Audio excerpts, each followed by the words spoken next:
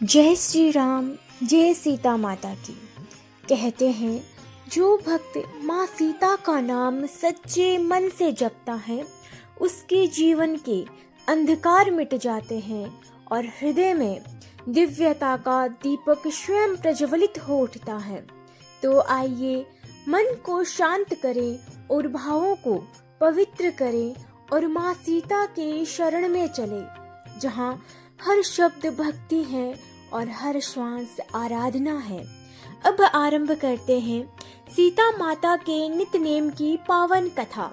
जय जनक नंदिनी सीता माई की जय। जय श्री राम।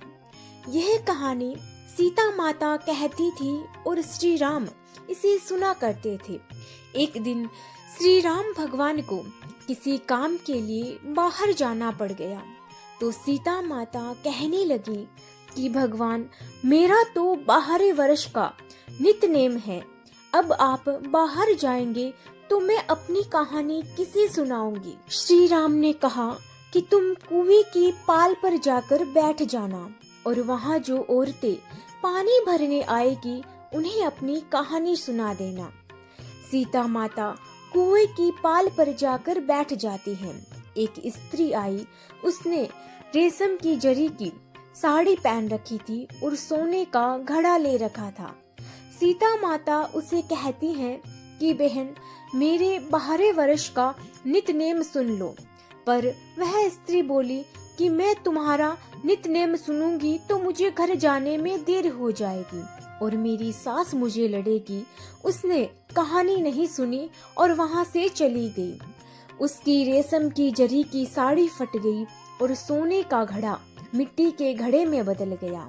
सास ने देखा तो पूछा कि ये किसका दोष अपने सिर लेकर आ गई है। बहू ने कहा कि कुएं पर एक औरत बैठी थी, उसने कहानी सुनने के लिए कहा, लेकिन मैंने सुनी नहीं, जिसका यह फल मिला।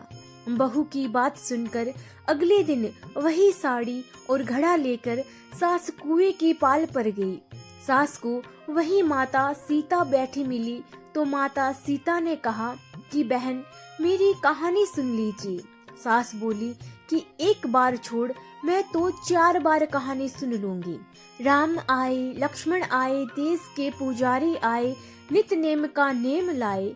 आओ राम, बैठो राम, तपी रसोई जियो राम, माखन मिश्री खाओ राम, दूध बतासा पियो राम, सूत के पल का मोठो राम, शाल दुसाला पोठो राम, शाल दुसाला ओढ़ो राम, जब बोलूं जब राम ही राम, राम संवारे सबके काम, खाली घर भंडार भरेंगे, सबका बेड़ा पार करेंगे, श्री राम जय जय राम।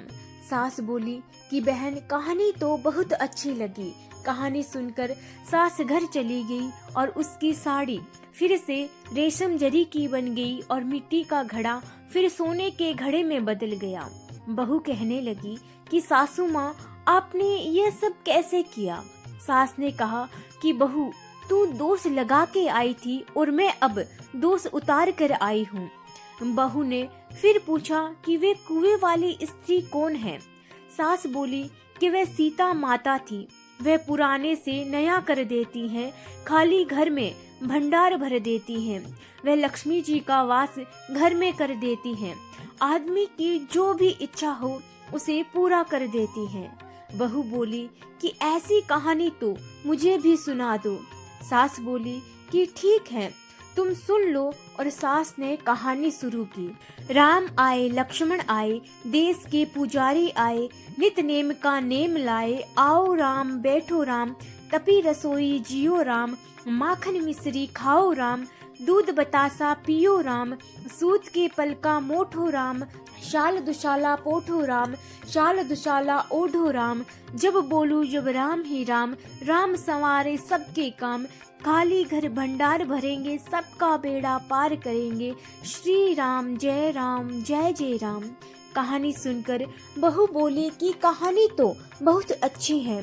सास ने कहा कि ठीक है, इस कहानी को रोज कहा करेंगे। अब सास बहू रोज सवेरे उठती, नहाती धोती और पूजा करने के बाद नित नेम की सीता की कहानी कहती।